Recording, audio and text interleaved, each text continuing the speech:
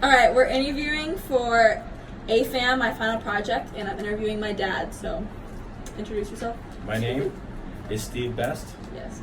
and my daughter, Karyn Best, and I am here visiting, and I am happy to do this for this awesome project. So, what would you like to know first? All right, first I want to know, who are you? Who am I? Like I said, Steve Best, father, originally born and raised in New Jersey. I lived in New Jersey, met Karyn's mom when I was about 24, 25 at church. We got married. Then we bought a house in New Jersey. But then we got pregnant with Karyn, and there were some pretty hardcore complications that we worked through. But when Karyn was about 4 to 5 months pregnant, Me and my mom. yes, your mom. That's fine. That's okay. Right? That's why you're here. God. Marlisa was pregnant with Karyn. That's my mom. Yes, Marlisa. That's good that we said that. She kind of wanted to move back to Illinois. That is where Karyn's mom is originally from. So we moved back to Illinois, and then we were there for a while. Unfortunately, when Karyn was about 5, we did separate, but maintained a really great friendship. And so that's who I am, roughly. Then, What did you do growing up? Where'd you go to college?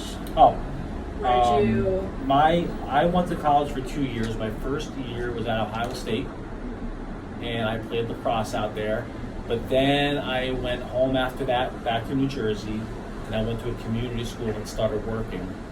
And then after 2 years of college, I got into construction, and then very quickly opened up my own business, which I still do today. And I have a remodeling business. Well, I should say that I'm 48 years old. Yeah. That's good. Yes. I'm 40. It's great. Yes, 48, and I've been doing that business ever. 2 years of college, and then that's all I've ever done. What else? What's next? What other sports did you do in high school? Oh, sports. I was really athletic.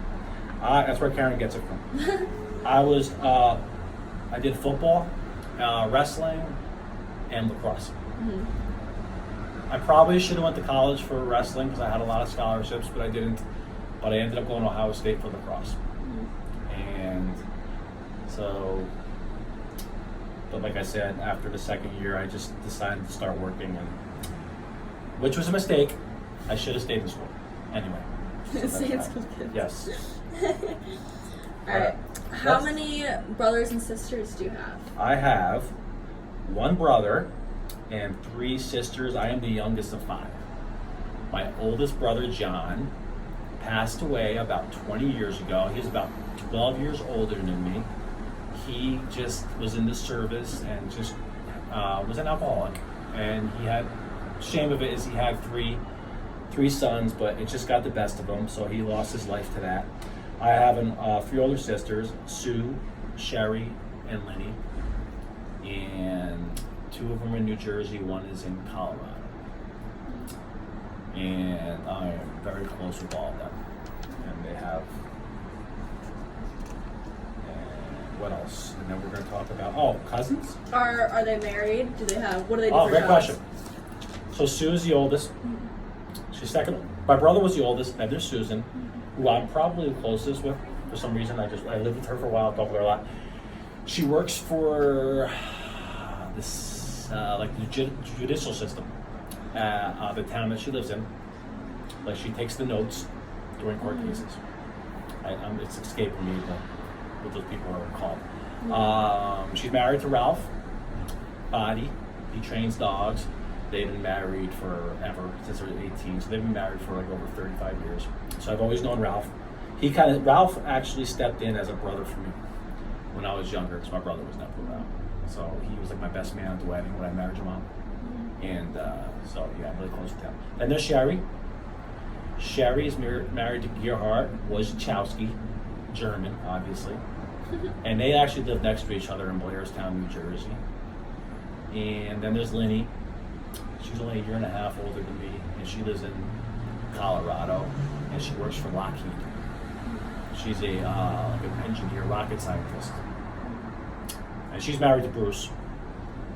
And you want to talk about their kid? Yes, they're kids, my cousins. Your cousins. So John has 3 boys. One's adopted, and then 2 are biological sons. Sue has 2 kids, Mark and Megan. They're both a little bit older than you. Mark's 29, Megan's 24. Then there's Sherry, and Sherry has Erica, Andrew, and Bethy. And Bethy is the same age as Karyn, but Bethy unfortunately has Down syndrome and autism. So she's great, but my sister takes up just all of her time, taking care of her. But I will say, New Jersey, they have great systems in place for kids with those needs. Then there's Lenny. Lenny has Kate, who's in college right now, a year older than Karyn. She's 20, I think she's 20 or 21. And then there's Mike, and he is in high school. He is a sophomore. I don't think I forgot anybody. I feel like I'm forgetting a cousin, but I don't think so. Hopefully not. Yes. Okay. What about my brothers grandparents? and sisters? What? I need to talk about your brothers and sisters. Oh yeah, let's talk about my immediate family. Wow, we didn't even write that down. Yeah, just explain the situation, like how everyone's married. Yes, because we are a blended family. Because, like I said, Karyn's mom and I.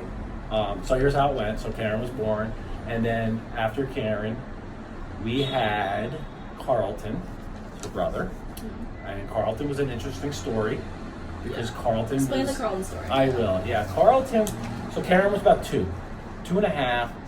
When Karyn was born, we'll get back to that. It was just very easy. Like, went to the hospital at 8 o'clock in the morning, had the baby at 3, dinner, she's washed up, no complications, she was a button, no real issues. I mean, mom had some issues early on in the pregnancy, but with the baby, nothing.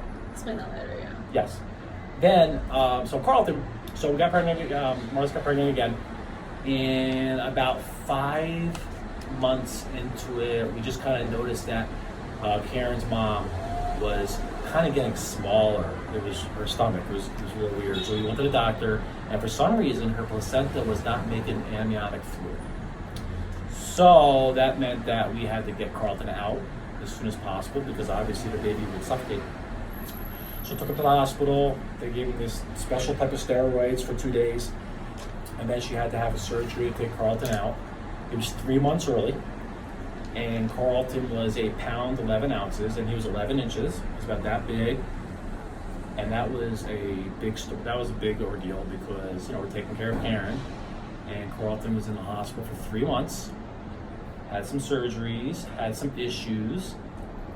However, he got out. Once he hit 5 pounds, they let you go. So it took about 3 months to get him bigger. Now Carlton is 17. He's actually here with us, but he's not here at the present time. But he had a lot of difficulties growing up with ADHD and really bad ADHD, and had a bout with epilepsy that has seemed to recover. But other than that, he's fully, I'd say he's 100%. Really is. He's 100%. I mean, I sometimes wonder if he's smaller because of it, because he's not as, but no one would ever know that question. But thank the Lord, he's healthy. And he's good. So we came out with that good. So that's Karyn and Carlton. You can explain the mom's Yes, well, getting back to you, we didn't, the more you think about it, we didn't have it that easy. So about 18 months into Marlise's pregnancy with Karyn, she had a horrible, what we thought, miscarriage. And, the whole thing, blood, and we had to call on. So going to the hospital, we know it's a miscarriage, and we're just going to the hospital just to, get her checked out. We're pretty devastated. We get to the hospital, and I remember at the hospital, we had this awesome nurse, strict but to the point, and she says, "What's your problem? The baby's right there. Well, what are you crying about?" We're like, "Wait, what?"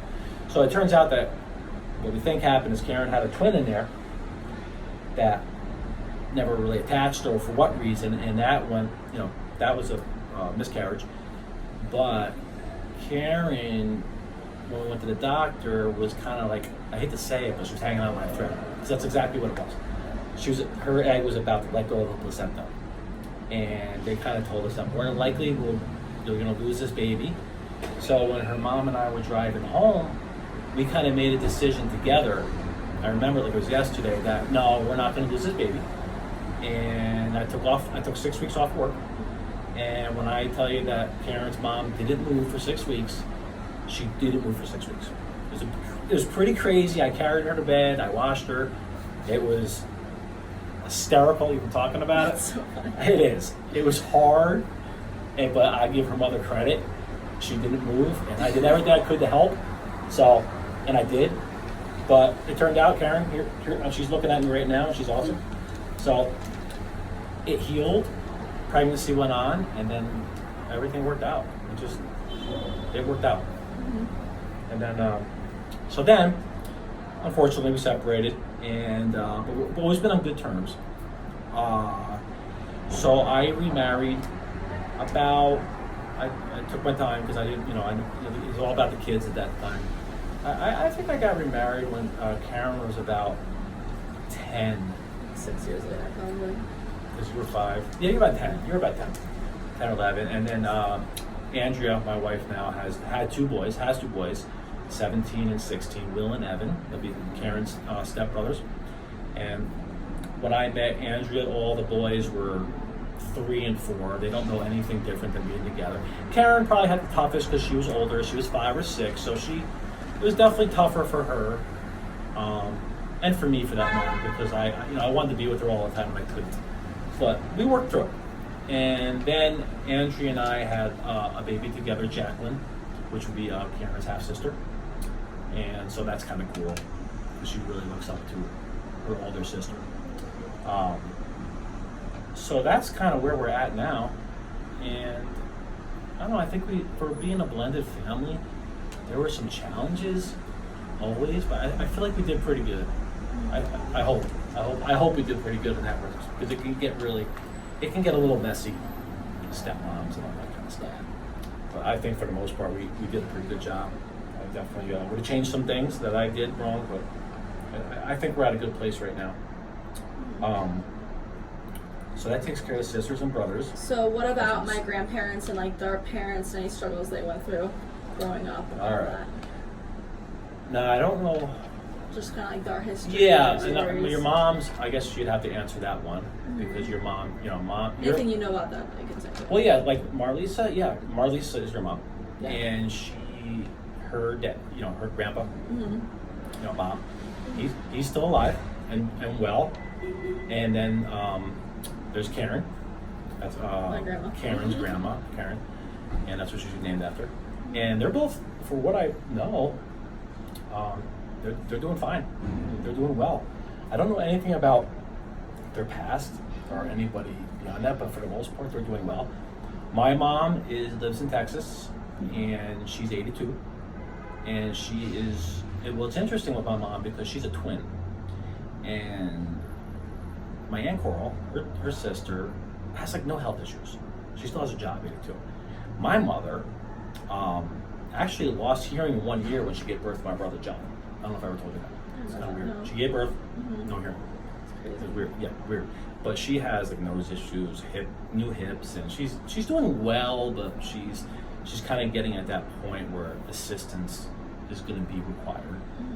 But her twin sister, nothing. So I just thought that was kind of weird. My father, he's not here. We lost Pops. We lost Dad about 8 years ago.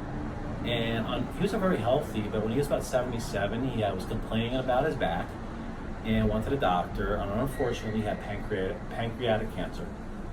So there's no cure. But he did great for a year, like great, like you didn't even think he was sick. And then it metastasized, which means it spreads. And then he lost a lot of weight, and luckily the good Lord took him fast, because there was really just no way to live. So that's Dad and grandparents. Now my mom. Okay, let's go to my dad first. My dad. So my grandma, your great grandma. she lives almost like 95. Never any problems. My father's dad, your great grandpa, he had a heart attack when he was like 49 playing golf. So my father lost his father very early. And then my mom's side of the family, my grandpa, Karyn's great grandpa, John Henry Small, he lived in upstate Buffalo. He was your typical, he worked for Ford his whole life. Some of the stuff that's on the assembly line, he actually made. Like, he made his own heating system for his house. He reminds me a ton of Blake. Blake is Karyn's significant other. He literally likes to take things apart and build them. He's so hands-on, my grandpa. I miss him. He's not here anymore. All my grandparents are gone. And then Grandma Small, I don't remember how she passed away, just like old age, nothing, no big hero. But Grandpa Small was just a genius. Everything in his house he built on his own. He was just an amazing mind mechanically. So I took care of grandmas and grandpas, great grandpas. I don't know who else is left. Anything you can remember? Any stories they told you growing up, or things they had to go through, dealt with? I know that my mom would tell me about when her mom and dad, it was like the Great Depression, and now I don't know where all that fits in this. Yeah. I just remember her because she had a twin sister, and my Uncle John was a little younger brother, and I just remember her telling me how hard it was then.